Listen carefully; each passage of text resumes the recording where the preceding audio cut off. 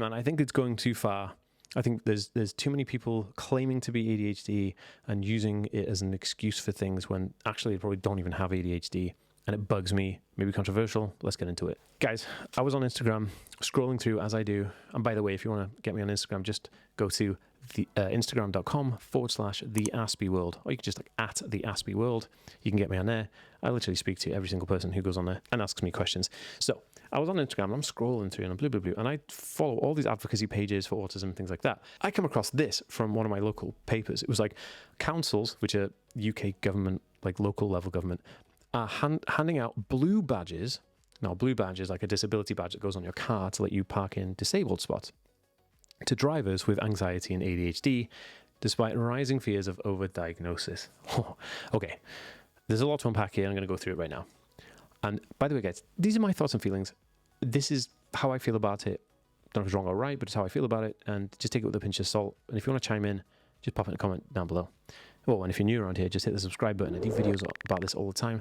And I have autism and ADHD, so it's worth you checking that out. So why does this bug me? So the Blue Badge scheme was introduced for autism through the National Autistic Society, which is like the UK charity for autism, about 10 years ago-ish. And that was groundbreaking because we have physical disability people who need access to get to the stores because they're close, right? And so the disability parking spots are always closer to the store. I love that. It's great because it gives people who are hard of walking, maybe they're in a wheelchair, to get access to the store quicker. Now, for autism, why is this important? Now, it's important because autistic individuals will struggle with the social interaction and worry that comes along with an intense worry. So autistic individuals have anxiety, but it's like increased exponentially because their experience of anxiety is a bigger picture than just having anxiety. So generalized anxiety, or GAD, which is what people get diagnosed with when they have anxiety, is a mental health anxiety, and that can be medication and therapy, right? You can actually overcome anxiety that is a mental health disorder, because mental health is psychological, and you can have psychological intervention and therapy to overcome that. Now, autistic individuals who have anxiety have a different type of anxiety. It's neurologically hardwired into their brain. And so this gives a more intense, really concentrated feel of anxiety. And basically what this means is that so an autistic individual may drive to the store and be like, oh, there's no parking spots. And then they'll panic, I can't get to the parking spot. I don't know where to park. There's only disabled ones left. And if I can't park in the disabled ones, I can't park in the other ones. That means that now I'm not going to be able to park. I'm not going to get my groceries. And I have to get my groceries from here because X, Y, and Z. The whole thing, it just unpacks a whole bunch of stuff. And it will even deter the person from going there. They may panic, they may melt down, they could like hit their head. It could be very dangerous.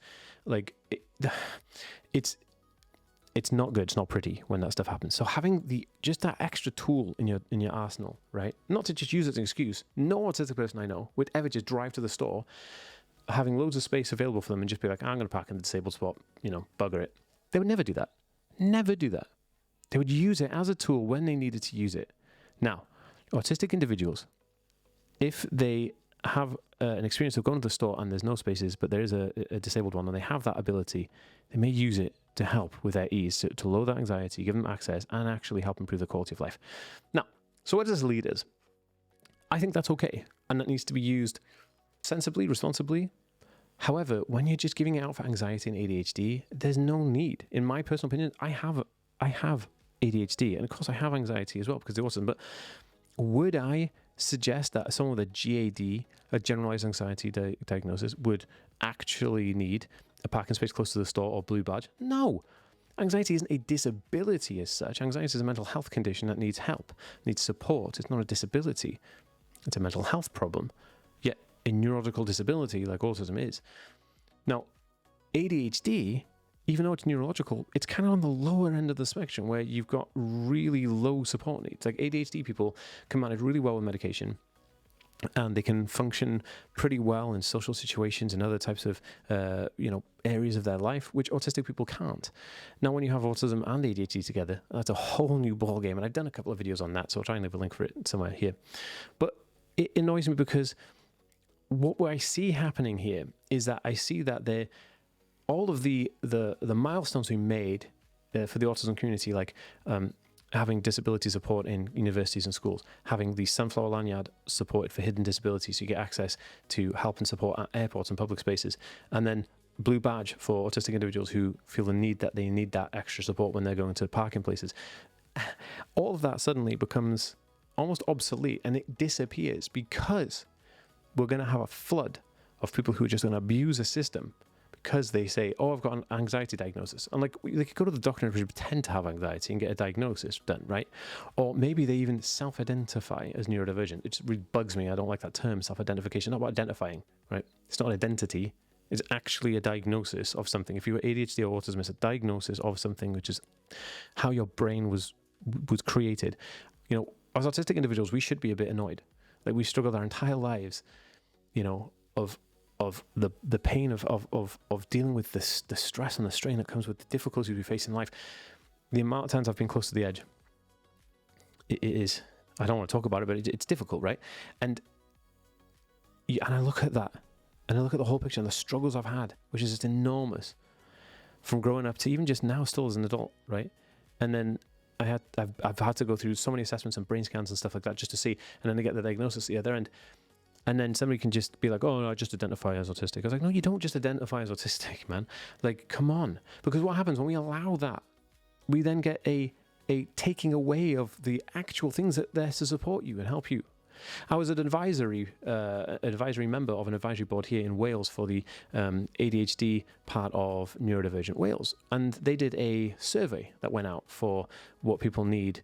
And I said, what were the prerequisites? And they said, oh, I just had to either be diagnosed with ADHD or self-identify as ADHD. I said, well, that's not going to give you the right data.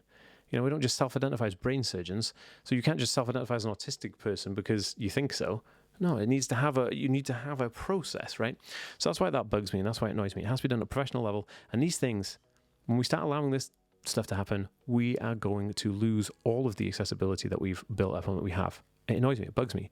Again, it's my opinion. Take it with a pinch of salt, but I think we're on a slippery slope if we allow this stuff to carry on continue. And I said this to the advisory board group when I was doing it. And I'll stand by that. And it's not saying that I'm superior because I've got a diagnosis. No. I want people to get diagnosis. I actually have been working with the NHS and the national health boards across Europe to lower wait times, to lower access. How can we introduce more? I'm actually doing this myself. Like, I'm now partnering with other third-party companies to lower the prices of private diagnosis to a fraction of the cost that it would do. So, like, I'm right now, and this is like some intel, I'm actually working with companies to bring down the cost of a diagnosis of autism or ADHD to like £200 to £300 rather than £2,000 to £3,000, right, British pounds. And that's going to be run through my website, because right now you can go to my website, theaspieworld.com/autism test or theaspieworld.com/test, and you'll see I have a autism or ADHD test that will tell you that, an indicator if you are neurodivergent, if it's autism or ADHD. And you can take that data, and I highly recommend people to take the data and then go and seek a official diagnosis, because that's not a diagnosis, that's just an indicator. It's an AQ test, right? It's an autism or neurodivergent quotient test, and that was taken from the data of the people who created those tests, so it's legit. It's not like I made it. And soon I'm going to be able to offer those people who do score high on there the ability to pay a fraction of the cost to go and get the diagnosis done. So I'm working hard every day to make sure that we can get that access done. And it's not restricting. I'm not trying to restrict help and support. I'm trying to get people the right support, the right access. It bugs me, and I just wanted to come on here and do this video about it. So yeah, let me know your comments down below. But if you are autistic and you want autism life hacks, I have a free PDF book and bespoke personal plan for you, personal life hacks that I've made. All you do is go to autismhacks.net or the link down below. If you're watching on Instagram and Facebook, you can just type in the word free in the comments and I'll send you it via a link. But you go there, type in your details, click go, and it'll give you a personal life hacks plan, which I know works, because I'll tell you something. Many people will tell you when you're autistic and you have ADHD and you want to go for, like, you know, you have to learn a new skill, or you have to learn this, and you have to adapt. It's like all this stuff that you have to now learn on top of just trying to deal with life. No. I want to give you hacks and tools that you can just use. And that's exactly what I'm offering you. So go there, autismhacks.net right now. Awesome stuff.